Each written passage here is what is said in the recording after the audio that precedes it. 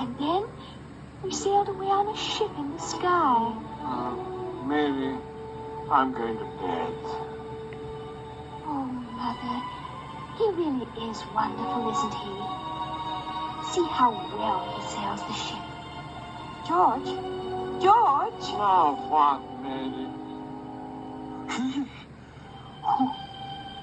Nana, did you see? Oh! You know, I have the strangest feeling that I've seen that ship before. A long time ago. When I was very young. George, dear. Father. When there's a smile in your heart, there's no better time to start. Think of all the joy you'll find when you leave the world behind and get your cares goodbye. High up and far,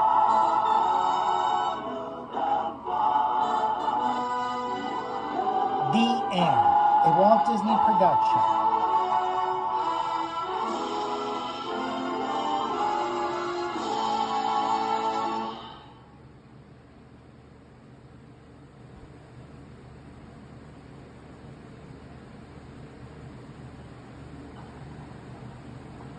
Don't worry, there's nothing wrong with your television set. This is a Pixie Bell. The sound is much too high for human ears. Oh, there you are, Tink. Hey, get that stuff off of me. If you're familiar with the story of Peter Pan, you know that a little sprinkling of Tinkerbell's fairy dust can make you fly. Tink. Tink, wait a minute.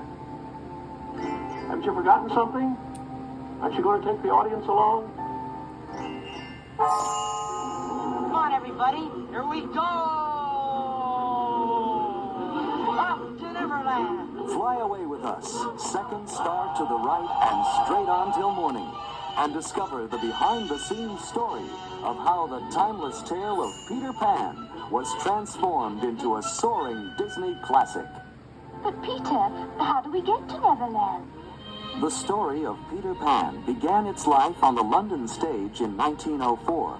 It was written by Scottish novelist and playwright James Matthew Barrie. Sir James Barrie was inspired. I guess he was visited by the muse when he created Peter Pan. It was just a marvelous idea. And the testament is the fact that it's lived all these years and had so many incarnations. He created something that I guess will be immortal. In 1913, a touring company of Peter Pan was seen by this youngster in the small town of Marceline, Missouri. The boy was Walt Disney. He never forgot this epic of boyhood and its unique combination of fantasy and swashbuckling adventure. In 1924, Walt also saw a silent film version of Peter Pan, starring Betty Bronson as Peter. The film contained many innovations, such as a live actress playing Tinkerbell, and special effects that were the state-of-the-art for their day. The silent film, however, adhered to many of the conventions of the stage version of Peter Pan, including the stars rather obviously flying on wires, I flewed. a performer in a dog suit as Nana, and a costumed actor as the crocodile. Walt Disney's efforts to make Peter Pan as an animated feature actually began in the late 1930s during the production of Snow White and the Seven Dwarfs, in an era when Disney's filmmaking imagination was at its peak. Animation was in many ways the ideal medium for Peter Pan because it's a fantasy. Walt Disney himself noted, "The cartoon method gave us many advantages over the stagecraft of Barrie's day, which no amount of pixie dust could cure." Here, for the first time, was a medium where the imagination is limitless. Animation could do anything, and you're so free to do things, to picture things, to show people things that you couldn't do on stage. In 1939, Disney acquired the screen rights, and by early 1940, storyboards were begun. These never-before-seen watercolor illustrations by renowned British artist David Hall were part of Disney's initial work.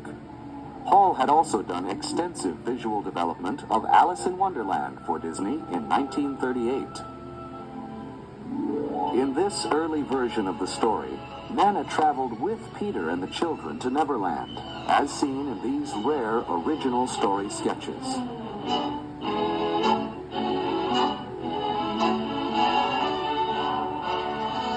Much of the art created at this time was also darker than the original play, and far more sinister than a typical Disney effort.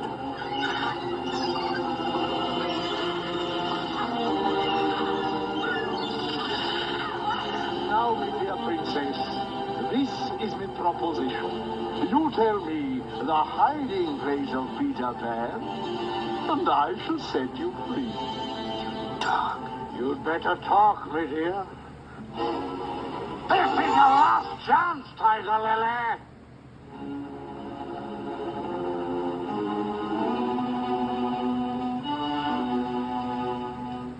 Peter! Here's your spirit.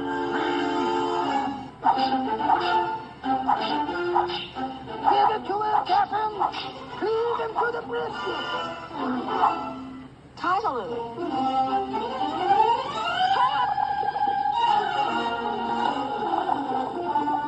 Another part of this early work was an elaborate musical number for Captain Hook's pirate crew, which was ultimately replaced by a different song, The Elegant Captain Hook.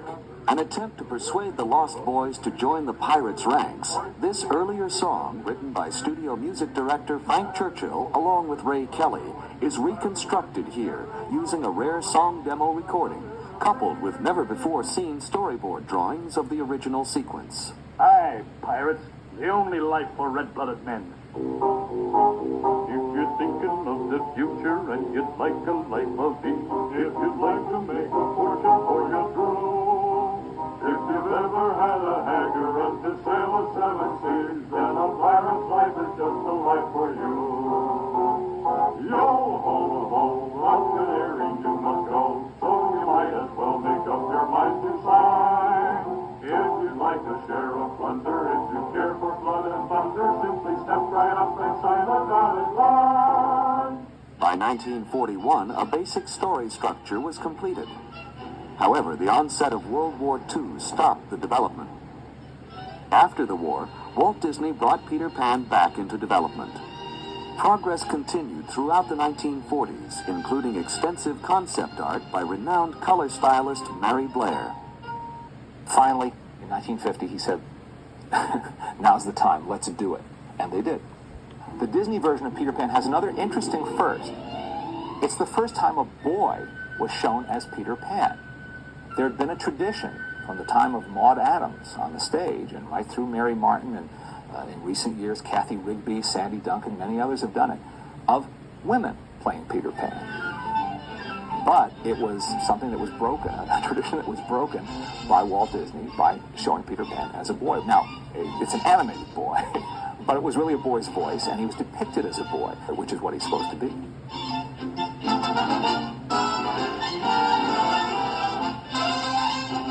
Walt assigned the character of Peter Pan to animator Milt Kahl. I remember hearing Milt Kahl lecture about animation one time, and he said that one of the real challenges for him was animating weightlessness. Animating a character who is sort of floating in midair. Not flying, but just sort of floating. It's details like that that we in the audience are not supposed to think about. Of course, we shouldn't. We're involved in the story. Young Bobby Driscoll was assigned to the role of Peter.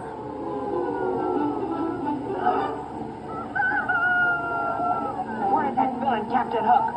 I'll slice him up and throw him to that crocodile. I guess Bobby Driscoll was an obvious choice for Walt to make because he was the resident juvenile star at the studio. Driscoll had debuted in Song of the South, after which Disney cast him in several projects, including So Dear to My Heart and as Jim Hawkins in Treasure Island. Get on with it, girl. My name is Wendy. Wendy Moore, answer the door. Wendy's enough. Walt also didn't have to look far for the voice of Wendy. he found what he called the gentle and gracefully feminine voice in the same actress who had played Alice in Wonderland, Catherine Beaumont. I heard about Peter Pan because the studio had started working on the writing part of it. I went directly from finishing Alice and immediately started working on the voice for Wendy. Oh, slave in the mirror, come from the farthest space. Through wind and rain I am here, young mistress. Oh my goodness, you got here in a hurry. I didn't get to finish the magic words. Well, it so happened that I was in the neighborhood. Hans Conried, seen here as the face in the magic mirror, was cast in the tradition of the stage play as both Captain Hook Peter Pan. and Mr. Darling. Out! Out, I say! Hans Conried was inspired casting, you'd have to say, as Captain Hook. He was a consummate actor and had been one of the busiest and best radio actors throughout the 30s and 40s. So he was well schooled in how to act a part vocally. Peter Pan will be blasted out of Neverland forever. To bring the villainous Captain Hook to animated life, Walt assigned veteran animator Frank Thomas. So I was wondering who was going to get the juicy assignment of doing Captain Hook, and I heard that Walt wanted me to do it. I thought, gee, putting me on that kind of a villain, a comic thing. The story man, Ed Penner, had seen him as a foppish guy, grand manners, thought this is the way to live, midnight suppers, wine, all these gourmet connoisseur type things. While the director saw him as a tough, mean guy who'd shoot the cannon and shoot his own crew on the ship, and he was a menacing villain. He was a menacing opponent for Peter Pan. Now let me see. Where was I? Walt knew that for his version of Peter Pan, Tinkerbell would have to be developed as a fully realized character. From the late 1930s on, character sketches trace Tinkerbell's development, and each reveals the then current conception of feminine beauty. The character that I worked on was Tinkerbell, and Tinkerbell was visualized as a spot of light, which no doubt was something like a strong flashlight that moved around on the background of the stage. In our medium, you couldn't just use a spot of light. So I came up with the design that you see here. She's a pure pantomime character, which in itself I think is very interesting. That she didn't talk, but you know what she's thinking. There's been a rumor for years that she was patterned after Marilyn Monroe. It's the kind of likable story people will repeat because it sounds good, but it doesn't really wash because she was not a star yet. She was not a superstar or a pop culture icon. She was in Hollywood, but the designers and animators at Disney wouldn't have known who she was. I was Tinkerbell. I got this call to come over to Disney to do this audition. And they said, we want her to step on a mirror, a hand mirror that's on a dresser, look down, preen herself, and then suddenly see her hips and be very uncomfortable with the size of them. So I did. I said, certainly. And I stepped on and I looked down and I saw my hips and I measured them. I stamped my foot and marched away. And they said, would it be convenient for you to come next Tuesday? So they knew that I had the imagination that they needed. The use of Margaret Carey as a live model for Tinkerbell was only part of the considerable reference used by Disney animators to bring Peter Pan to the screen. The second part of my performance after the recording was done was what was really making the film, although in this situation it wasn't a film the audience saw. It was only for the animators, and it basically was done so that the animator could watch the action taking place. The audience always got confused when we talked about live action help. We'd say, well, an artist needs a model. You gotta have something to guide you.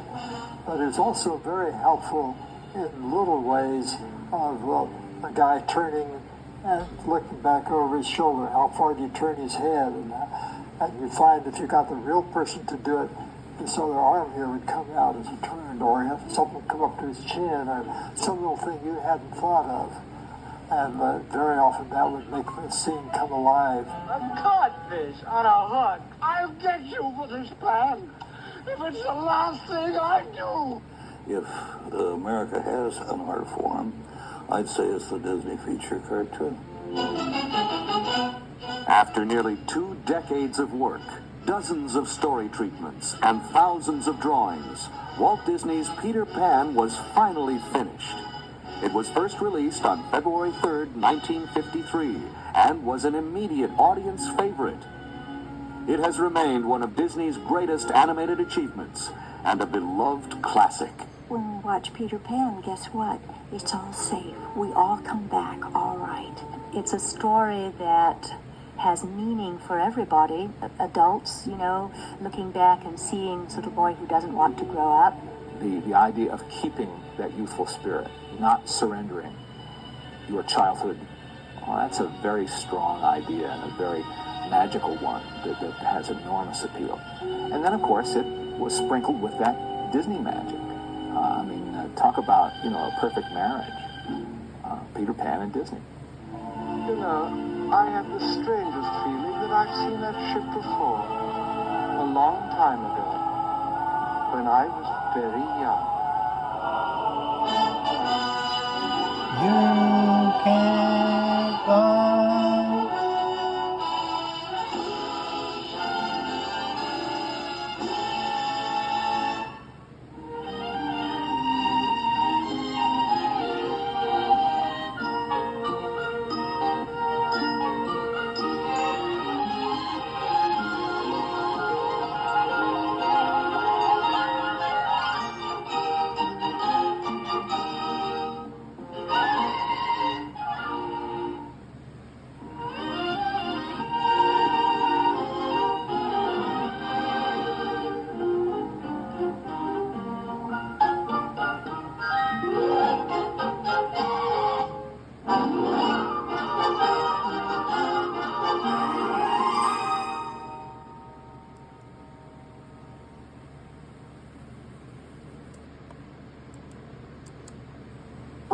Coming soon to theaters.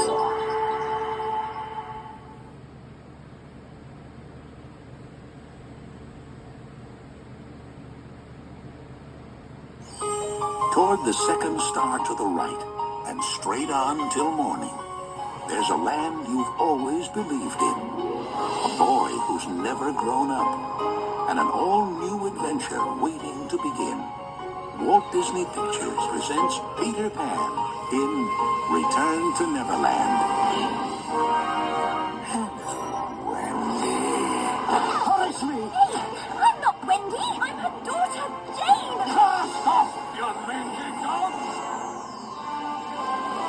I've got a little surprise for you, Peter Pan. For me? Ow!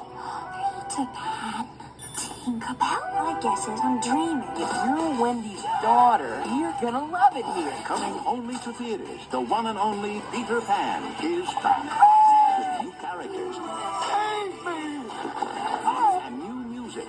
In an all-new adventure filled with Disney magic. I proclaim you, Jane, a lost boy. A lost girl. How will I ever get back home? The only way out of here is to fly. I've got to try. Walt Disney Pictures presents I'll always believe in you, Peter Pan. Peter Pan in Return to Neverland. Okay, Pink, let her have it. An all-new adventure coming only to theaters February 2002.